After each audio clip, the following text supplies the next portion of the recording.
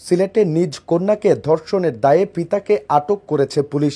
ধর্ষণের ঘটনা তবে মামলা হয়েছে, বাবা অ্যারেস্ট হয়েছে।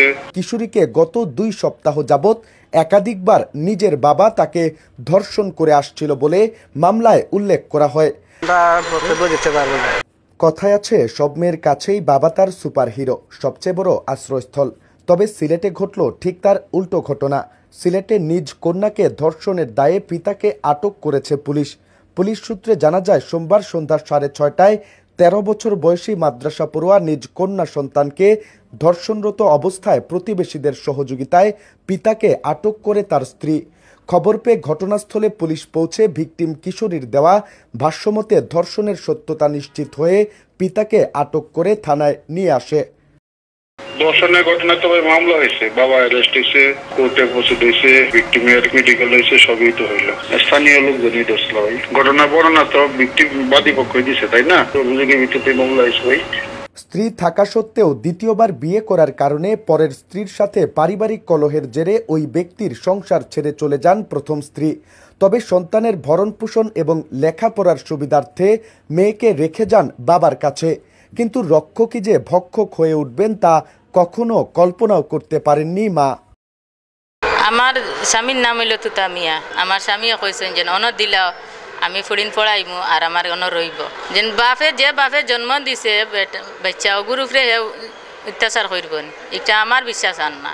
এখান আমার তো বিশ্বাস আন না যেন বাপে এটা করব করিয়া। পুলিশ আরও জানায়, এই ঘটনায় দ্বিতীয় স্ত্রী প্রথম স্ত্রীর অনুমতি নিয়ে স্বামীর বিরুদ্ধে নারী ও শিশু নির্যাতন দমন আইনে মামলা দায়ের করেন।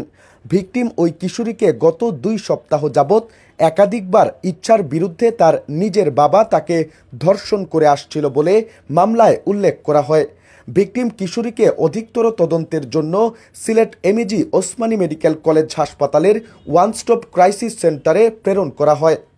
কিন্তু এই ঘটনায় মামলার বাদী ভিকটিম কিশোরীর সৎ মা এবং তার মামা অর্থাৎ সৎ মায়ের ভাইয়ের আচরণ বেশ রহস্যজনক। এ ব্যাপারে গণমাধ্যম কর্মীরা একাধিকবার তাদের সাথে কথা বলতে চাইলে বিষয়টি সুকৌশলে ধামাচাপা দেওয়ার চেষ্টা করেন তারা।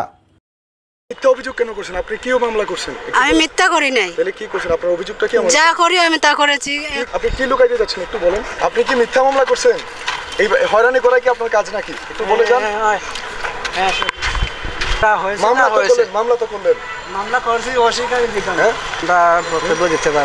তবে ভিকটিম কিশোরীর দাবি, পুরো ঘটনাটি তার সৎমা আফিয়া বেগমের চক্রান্ত। তার নিজের মা এবং তাকে বাবার সান্নিধ্য থেকে বঞ্চিত করতেই তাকে ভয়ভীতি দেখিয়ে এমন কাজে বাধ্য করেছে সৎমা।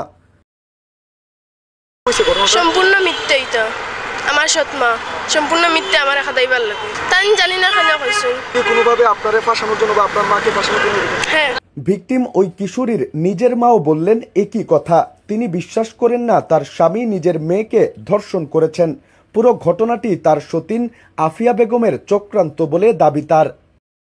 আমার অভিযোগ যেন আমার হত্যা করাই লইছে, যে জায়গাত আমারে ঠাই দেয় না। আমি কইছি বলে গো আমার 3 বাচ্চাইন। আমি চাইলাম আমার হতনির গেছে যেন আমারে বাড়িতে যদি জায়গা দে, আমি অনগর দুয়ার বানাইয়া অন থাকি, আমার ফ্রেন্ড গুণ। এখন আমি চাই আমার বাচ্চা চাই, আমার স্বামী চাই। আলোচিত এই ঘটনায় আটক মেয়ের বাবাকে মঙ্গলবার সকালে আদালতের মাধ্যমে জেল হাজতে প্রেরণ করা হয়।